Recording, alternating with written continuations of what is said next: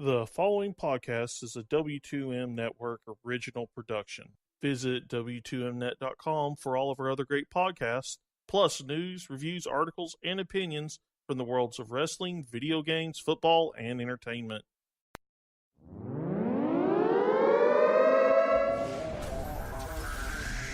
Wrestling to the Max, Monday Night Raw, Review.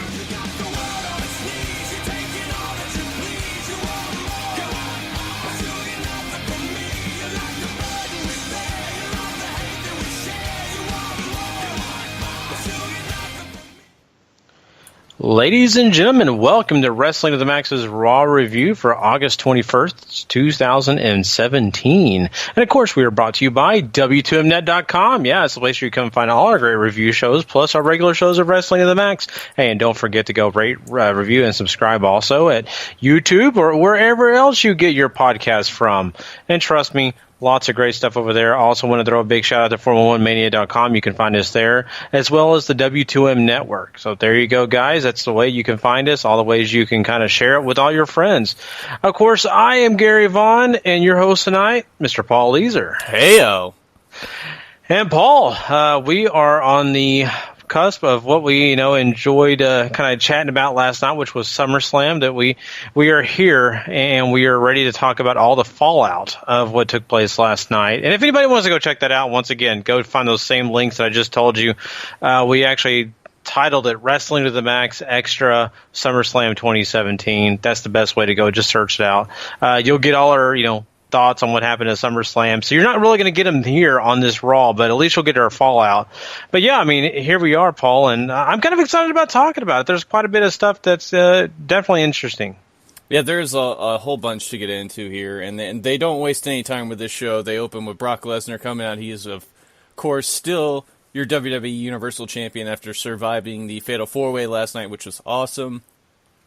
Paul Heyman, of course, is also with him and hypes him up and talks about how great Brock is, how he's still the champion, how he spoiled what the main event was going to be a couple weeks ago by saying Brock's going to win and all this stuff. And he brings up a conspiracy and all this other stuff.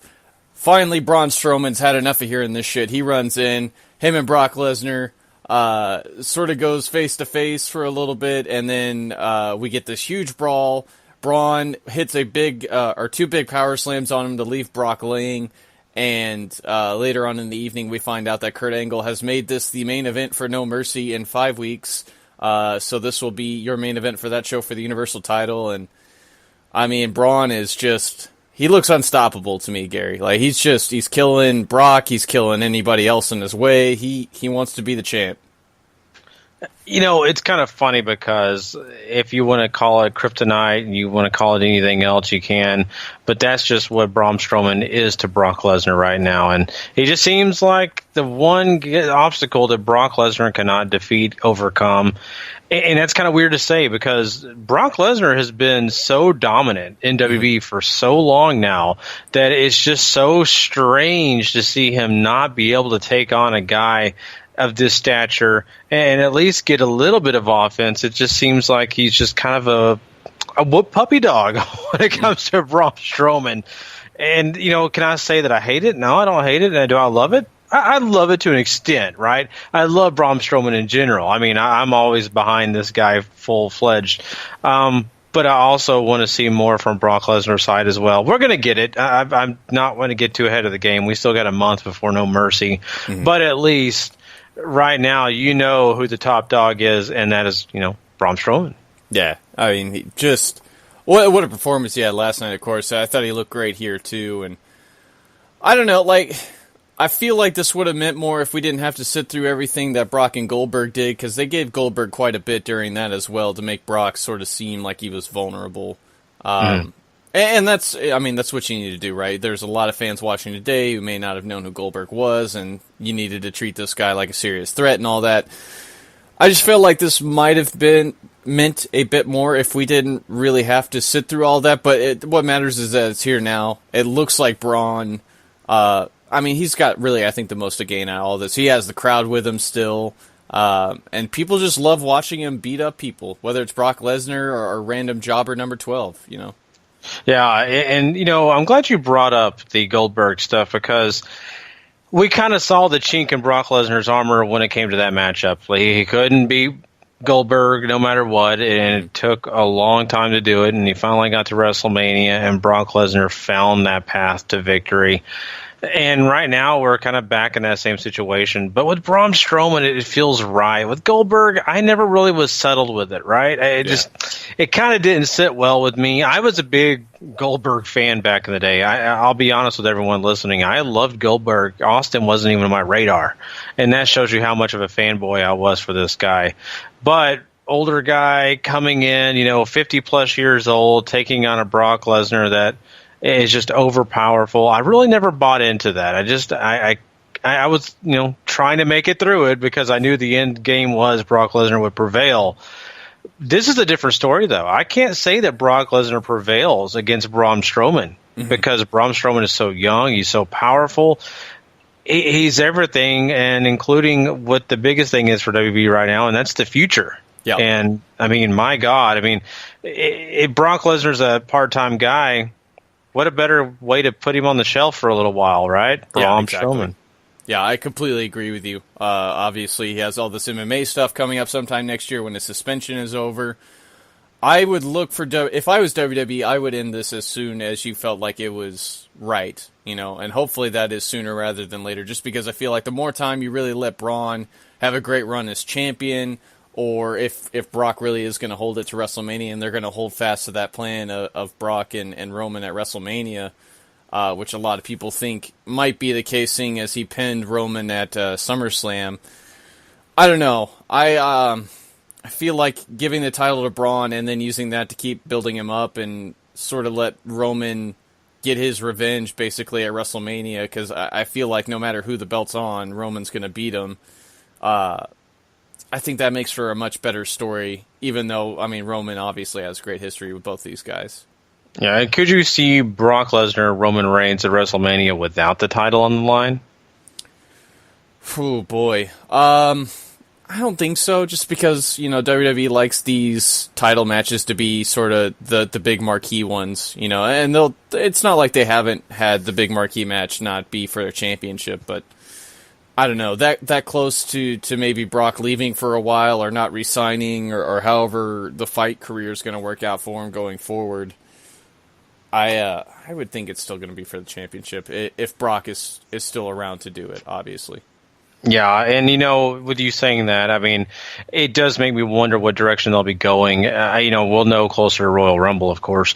But saying all that, because you never know what injury may pop up, and God willing, that doesn't happen. Right. I look at Braun Strowman as a guy that's going to hold the title, but maybe getting thrown in some other more of the mixed tag matches, maybe 3 or 4 guys again, and then some way somehow losing the title, maybe to Roman Reigns and then Brock Lesnar, or maybe even losing to Brock Lesnar or something like that. I just, if this does end up where Braun Strowman holds the Universal title, I don't see a long run. Even though he's the future, I don't see a long run only because I don't think he really needs it right now. I think that's a fair assumption. I would like to see him get a long run, just to, let him have the ball and see how far he can run with it. And if he gets pretty far, then, you got yourself another star on your hands that you can work with in other areas now besides just the main event. But yeah, until January, right? What if he wins and holds it till January? That's a decent run, right? So yeah, I would be okay with that. I'm not talking about him holding it for a year, just because you can only kill so many people before it starts hurting him. But tell Asuka that, right? Yeah, tell that to Asuka. That's true. Fast forwarding a bit through this show, the other big story going on here is that Kurt Angle had a big surprise for everybody. And a lot of people were thinking it might have been Shelton Benjamin because people have been spotting him around town. But it turns out to be Mr. Free Agent John Cena, who's here looking for somebody in particular. This, of course, brings out Roman Reigns, and this is who Cena was looking for. They kind of talk back and forth to each other.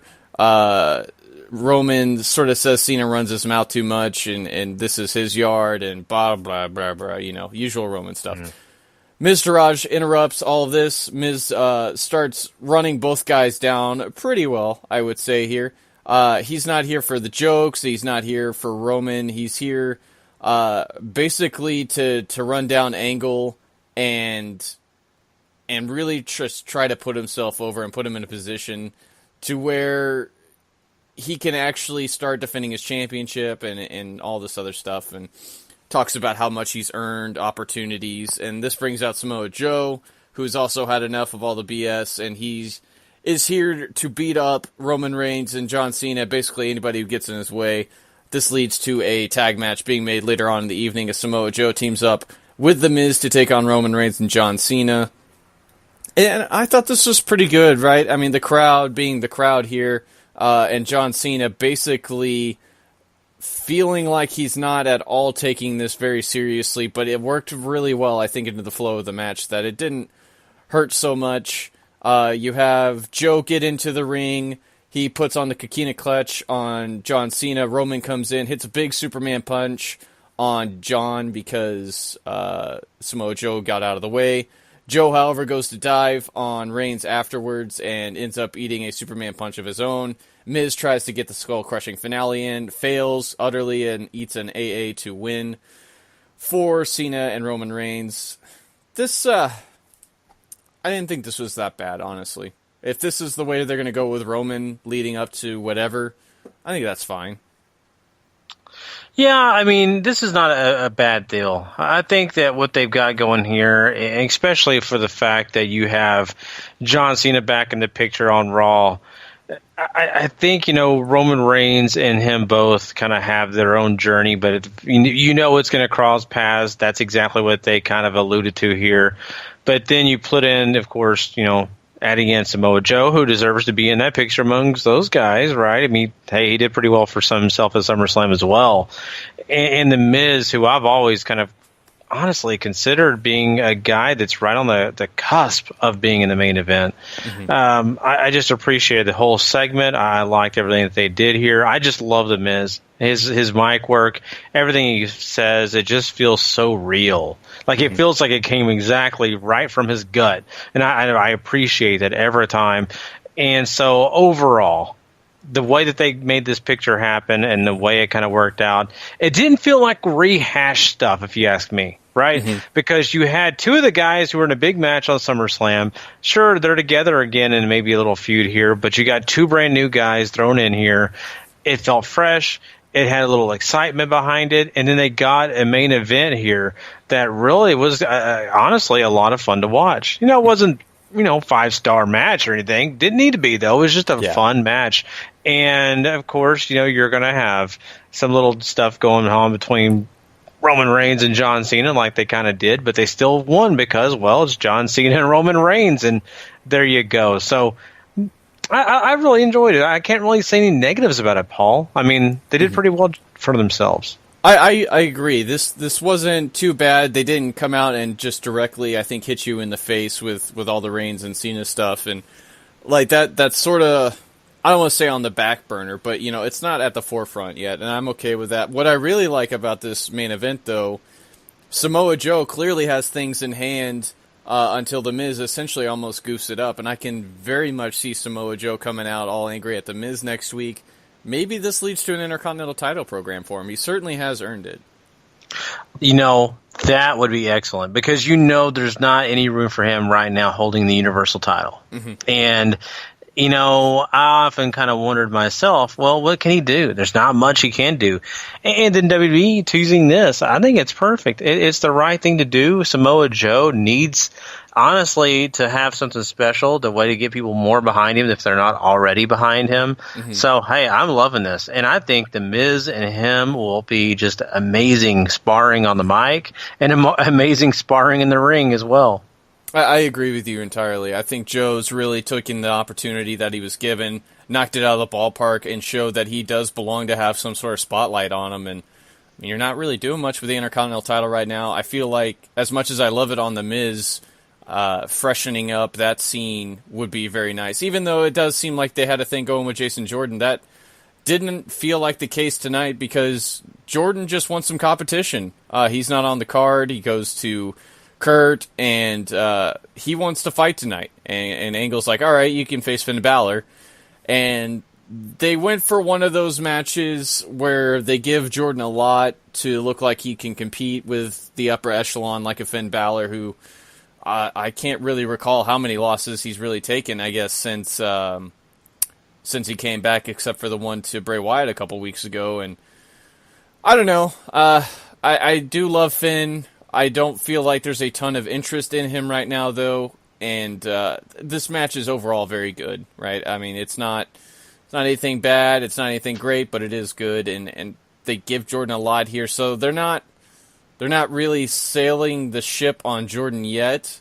But I don't think anybody in any of the crowds they've been to have really bid on him yet. You know, what's funny is they put two guys together that need just that. They need people to get behind them, because it does seem that both of them are having that issue of, hey, we're getting lots of production, we're getting a lot of airtime on Raw, but yet just nothing's coming out of it. What can they do? And so I think it is kind of funny that they put these guys together. Now, what interests me is the fact that Jason Jordan mentions to Kurt Angle, I don't want any favoritism, things like that, to kind of make you start to kind of think there is a little bit of that going to be taking place down the line, maybe. Some of those rumors we're hearing or thinking of could be coming true. Maybe this is going down a path of Jason Jordan losing matches now and getting frustrated and turning heel.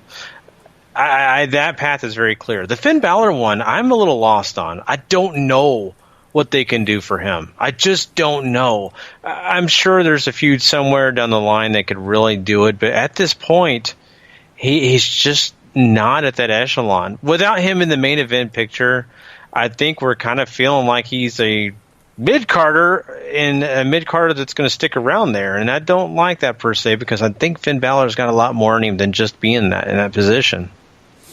I agree with you entirely. If there was a shakeup on the horizon, I would say a move to SmackDown could benefit him greatly, just because there's a lot of room over there for a lot of great stuff for him to do. But, I mean, here on Raw, if you're not in the Universal title picture, if you haven't been around those big four guys recently, you're kind of on the outside looking in. And with John Cena on the block now, I mean, that's not going to make things any easier at all. So, unless they're waiting to revisit a feud with Joe or what, I don't know what you could really do with him anymore either. So, this is kind of a rough draw for him. But they tried in the Bray Wyatt feud to try to get people behind him, and it kind of worked to a degree. Like, I mean, people were into the entrance last night. I think the couple weeks beforehand, where you and me were talking about that one segment where he seemingly had Bray Wyatt's number and just looking like the coolest dude in the room. That kind of worked. Just there hasn't been any follow-up yet or anything, I think, really big enough for people to really sit up and take notice about, oh, hey, Finn's doing something. Exactly, and you're right on the change of scenery. I think that would be a breath of fresh air for him, and I think people would be excited to see him on SmackDown and ready to see new things for him. At the point that they've got him in on Raw, there's only a certain amount of matchups that they can put him in, and none of them are going to be very high on the card. And not only that, I mean, let's just be honest. Bray Wyatt was supposed to be one of those guys in the main event picture on Raw, and you know that's not going to happen at this point because of John Cena's addition. And anything else that they'll probably be doing in that main event picture will not include either of those guys. So I'm really looking forward to hopefully seeing Finn Balor go and do something different, because he is so great. He's an excellent talent, and let's not waste him just in the mid card. And Jason Jordan, I still am interested in him, and I know the fans aren't sure what to think about him. Heck, I'm not sure what to think about him, but I think a heel run for him, it's the key to success for him. Right now, he's doing pretty well in the ring, Paul. I mean, honestly, I was not sure he could do what he's doing. He's really kind of impressing me. Of course, he's sticking to his wheelhouse. He's sticking to the amateur wrestling type style, and that's fine. That's what he knows. But, at the same point, I think there's good stuff for us down the line with him. I agree. I mean, there are ways I think they could turn this negative into a positive, too, for sure. So we'll just have to wait and see there. So let's go ahead. We'll jump back to the beginning of the show. Enzo gets a promo to talk about Cass. It's the usual stuff. He tells Big Cass that, your book smarts can't beat my street smarts, and then this leads to him bringing out a grocery cart full of just weapons, and we got ourselves a street fight on our hands as Enzo goes one-on-one with Big Cass. And Cass, I think, pretty much has things well in hand for a while. Enzo gets a few bits in here and there. But as he goes for a running boot on the apron, Enzo ducks out of the way. Cass goes over and lands very, very wrong on his leg, and clearly is limping. And this turns out to be a much more serious situation than what we know of. The injury is legit. He's getting an MRI tomorrow. They end up calling the match off. Enzo does get the victory because of that, but it still looked like the plan for Cass to win here was there. He couldn't make it to the finish line. Mm-hmm. That's honestly awful. I feel bad for Cass, and I hope it's nothing too serious. If it's an injury, I hope it's maybe 2 to 6 week thing. If it has to be that long, I sure hope it's not some kind of torn Achilles or something like that. I don't know. I really didn't pay too close attention. I honestly thought maybe it worked, so I just kind of blew it off. And not only that, these two guys have not really had my attention for a long time. Yeah. So, and I hate to be that way because I loved them, but it's been so boring. I don't mind looking at my phone, paying attention to my fantasy draft that I just had this night, instead of really watching this match. So, but I watched it and I thought to myself, okay, so where do we go from here? Hopefully this is done. We keep saying that every time we say it, they stretch it out further. Well, with Big Cass legitimately being injured, they're going to have to end it. And that's great because Enzo Amore, if you're just having him get beat down, what does it matter, Paul? Honestly, you're just basically telling us this guy is just a sack of potatoes. Mm-hmm. He's just going to sit around and do nothing. So, hopefully this forces them to find something for Enzo Amore or take him off TV. And I don't want to say that I don't like Enzo Amore. I don't have a problem with the guy. I think he's fun. He's energetic. But if you're not going to use him for something we're going to be entertained by, what's the purpose? Yeah, I agree with you entirely. This has gone on very long, and that's fine. But they never really changed the scope of the feud. It's still about the big breakup. Enzo never says anything different. I don't think Big Cass ever really says anything different. And sticking in Big Show didn't do a whole lot for this feud. So figuring out where to go from here, whether it's just Enzo and Big Show tagging up, which I would be okay with. They do need teams. While Big Cass heals, and you can move him on quietly to something else after this, I'm totally okay with that. But absolutely, best wishes to Big Cass. This is a terrible, terrible situation. He couldn't put weight on it, so that kind of tells me this might be something a lot more serious than what anybody's thinking. It's awful. It's terrible. The Drifter comes out, gives us a song. He's looked into the eclipse that went on today, and everything is now clear. But here comes R-Truth with his latest song. He mocks Truth with a song first, and then Truth interrupts, doing his entrance. Quick squash for Elias here, basically just to keep things moving for him while he's waiting for something to do. I don't know what, but people are digging just him sitting out there singing. So, I often wonder, when are they finally going to put this guy in a serious feud? And I really do, but it's kind of a funny little stopgap for Raw. Just having him come out and just do that same thing, take a good 5-10 minutes up on Raw, and then he just moves on. Yeah. It's a squash for R-Truth. Does it really matter? Not really. There you go. But I really am curious about the Elias situation, what they're going to do with his future. I think, we've heard Goldust talk about, maybe finding a new star. I wonder if Elias may be one of those guys he's looking at. Maybe he's a musical for Goldust. I don't know. I'm not saying that's going to happen, but it would be hilarious for Goldust to try to recruit him. I could see the comedy right now. I'd be okay with that. I really would. Yeah. So who knows? So other than that, there you go. Elias Squash. Yeah, Elias Squash. Talking about the ladies this evening, Emma and Dana Brooke are backstage. Emma starts complaining about Sasha, how she's not getting any opportunities, but she's going to make her own tonight as she takes on Nia Jax, and she's going to run her over, essentially. However, Nia comes up behind him and stares a hole through her, and they beat a hasty retreat. And then Nia comes out and squashes Emma in like a minute and a half. Oh, man. You feel bad. Emma's been there. She, honestly, just has not been given anything super spectacular. I really, I think I said this last week. If I didn't, it was some other point. But I said eventually Emma's going to get her opportunity. Right now they're squashing her, but hopefully down the line they're actually going to give her something. And just, I don't know. I'm starting to kind of wane on that. I'm getting a little bit worried. But I love the fact that giving her the time, that they gave her TV time here to run her mouth and really just kind of blow it out of proportion. So, not a bad thing. Honestly, I kind of think it fits the character. And I think, you got Nia Jax even making kind of a funny comment. What'd she say? Something like hashtag ER? I don't know. Something like that. Something like that. I thought it was funny. I can't remember it, but I know when she said it, it was kind of funny to me. So, Nia Jax winning another match, I think she is going to be doing some things, that'll probably excite people down the line. But Emma's one that we've got to sit and wonder about. I mean, she has that potential. She has the ability to do it. It's just, I don't know if creative really wants her to do it.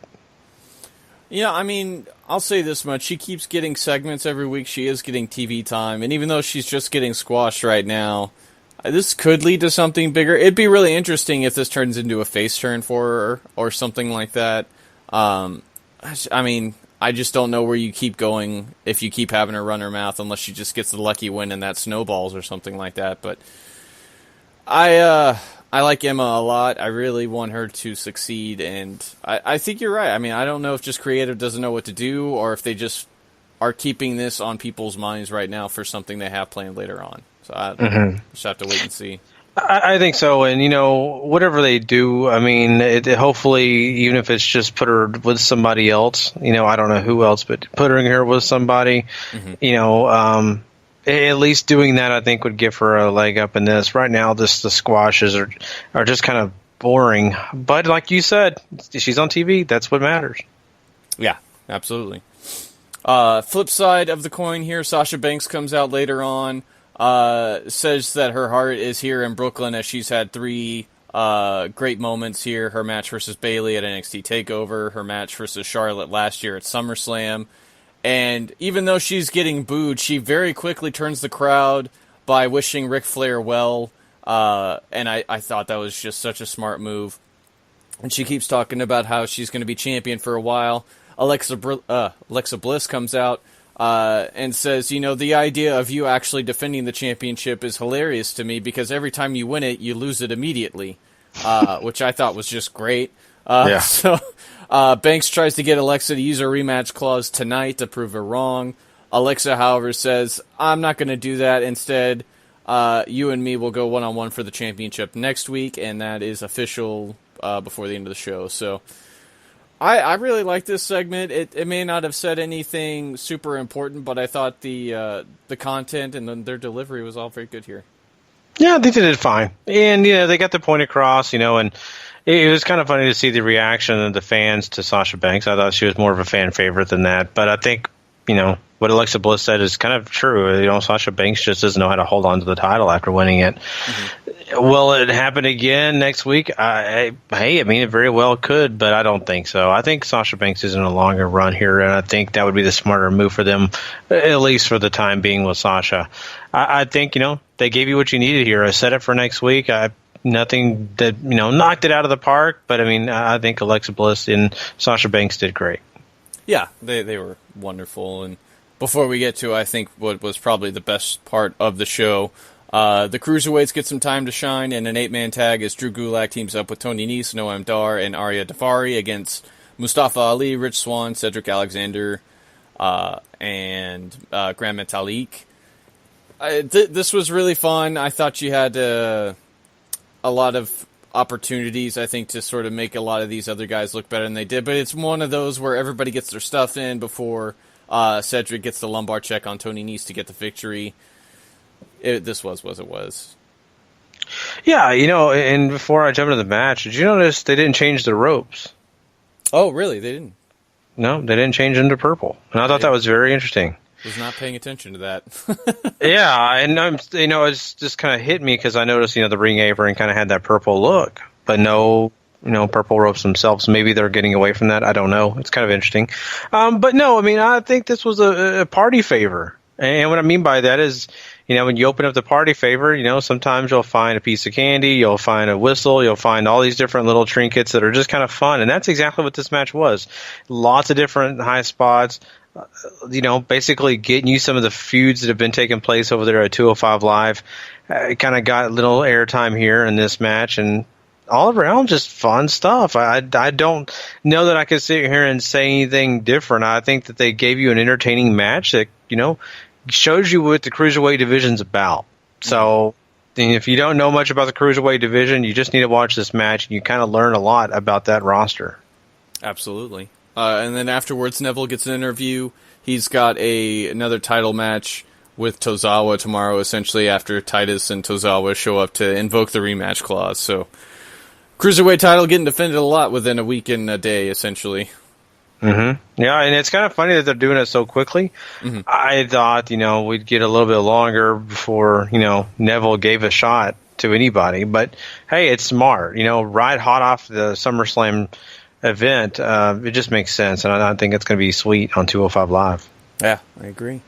Plus, it gives you a reason to watch if you're at all interested in that. So, Dean Ambrose and Seth Rollins come out. They're excited that they won the championships. Dean admits to wearing the belt basically everywhere and even sleeping with it in bed. Rollins, however, says, it feels like old times being back together. They're willing to take on anybody, anytime, anywhere for the championships. This brings out the Hardys, who gladly accept the challenge. And then we get our Raw Tag Team title matches. Seth Rollins and Dean Ambrose defend against the Hardys. I thought this was great. It really built up well. The finish was awesome as well, just because you have everybody basically doing everything they can to try to put each other down before Rollins finally hits the ripcord knee strike onto Mr. Jeff, and then Dean hits Dirty Deeds, and that's all she wrote.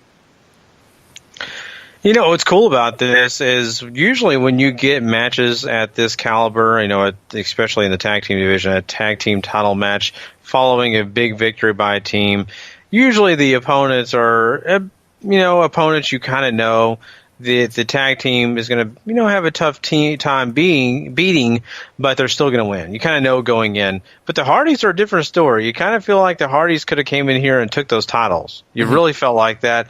I thought, wow, what a great chance for them to do this, because, the Hardys are, a hot commodity for WWE. I think it kind of got the crowd going and getting involved in this match. And I think overall, all four of these guys just put on a great performance. I was really invested in this match, really happy with what I saw. And, when the Hardys lost, I thought, wow, what a great way for them to at least, showcase the Hardys, and the fact that the Hardys didn't lose because, they didn't put the effort in. They all put the effort in. It's just, it was not their time to win the titles. So, good stuff. I really, really enjoyed this match. Really, good decision by WB. The one thing that wouldn't be a good decision, I think, for Seth Rollins is to accidentally take the wrong title home. Because I really swear, Dean mentioning that he sleeps with that title, him and Renee probably do some pretty kinky stuff with those titles. I promise. That's probably going on. So, Seth, keep yours and make sure you're holding on to the right title. Mark it or something with a Sharpie.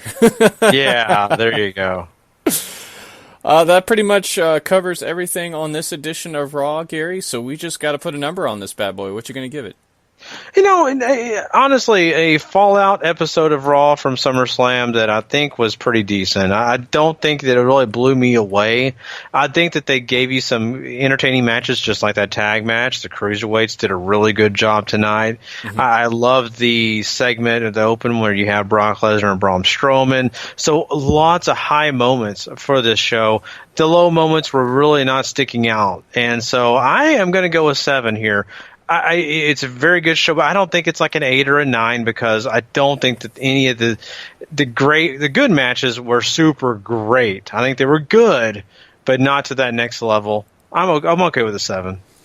I'm in that neighborhood there with you, 6.5. I think some of the stuff on here is a little rough to get into, mostly Enzo and Cass, and some of the segments, they're there to just keep moving stuff along, right? It's nothing right home. This was so great. But there is a lot of good wrestling on this show. I thought the main event was good. I enjoyed the tag team title match as well. So there's a lot of good stuff here to really dive into if you're looking for just the hits, and I think 6.5 is about right. Fair enough. There you go, guys. Well, that is our Raw review tonight. We appreciate you all for joining us. Make sure you go check out SmackDown Live and 205 Live tomorrow night, along with NXT when it's available for you on the Friday download. That's right. So we'll be excited about talking about all those shows because all of that also had some big things to do with SummerSlam weekend. Also, hey, Wrestling to the Max is going to have our episode part 1 of 261, and that'll be a lot of fun because we'll talk Ring of Honor, we'll talk about some of the big news coming out of this weekend, and a lot of things going on in the world of wrestling. We're going to talk some injuries that are really going to take effect on this whole WWE scape that I think is going to be kind of a little bit of a game changer. We'll be getting into all of that. Plus, we'll be, of course, giving some of our, ideas and thoughts, and of course on some other things. Plus, Sean did not get a chance to join us for the SummerSlam show, so he'll be on that episode part 1, giving you his full scope of what he thought of SummerSlam. Besides that, I think we pretty much are done. I want to make sure you know W2Mnet.com, also 411mania.com, and make sure you go rate, review, and subscribe at Wrestling to the Max wherever you get podcasts. Thank you so much, and I am Gary Vaughan. He is Paul Leazar, and we'll catch you guys down the road. Have a good one, everybody. The following podcast is a W2M Network original production. Visit W2Mnet.com for all of our other great podcasts, plus news, reviews, articles, and opinions from the worlds of wrestling, video games, football, and entertainment.